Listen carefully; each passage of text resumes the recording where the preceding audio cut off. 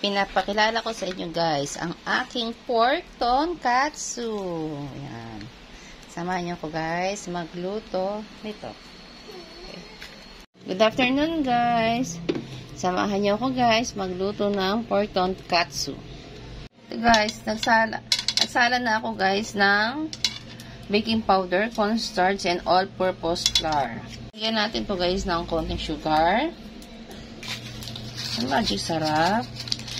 Marinated na to guys kaya konti lang nalagay ko, pero depende yan sa inyo. Kung hindi naman marinated yun sa inyo, damihan nyo na lang yung mga ingredients, okay? Yung mga seasonings, I mean.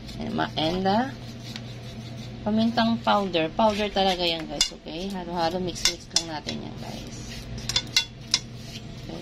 Then add tayo ng ice water talaga guys hindi basta-basta water. As you see talagang ice water siya guys, okay? Yan guys, so hanggang i-mix nyo lang yung baking powder, flour, and cornstarch. So, yan, ganyan guys, okay?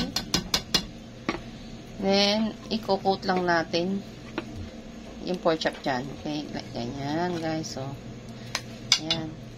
And then, ipa-fry na natin siya, okay? Yan guys, so malapit ang maluto yung ating pork tonkatsu, diba? Kabilang side naman yung pina-fry ko guys. Yung kabilang side naman guys. Okay. Yan guys. Antayin natin maluto para pantay pagkakaluto nyo guys. Tandaan nyo guys, ang pork tonkatsu, huwag nyo masyadong i-overcook, okay? Each side kahit mga 10 minutes lang. Basta huwag masyadong sunog kasi guys, titigas yung pork chop. Oh guys, tingnan nyo, diba? Luto na tong side na to. Tingnan nyo kung gaano siya ka-beautiful. Tingnan, diba guys? Konting-konti na lang at maluluto na ang aking pork tonkatsu. For dinner na to guys, since it's almost 3 in the afternoon. And pagdating na rin yung aking anak, kaya nagluto na ako. Para pagdating niya, kakain na siya. Yan guys, hinango ko na. I-rest na muna natin siya kahit mga 5 minutes. Then, i-refry ko siya ha guys, kahit konti lang. Okay? Ayan guys, diba? Ayan, ni-refry na natin siya.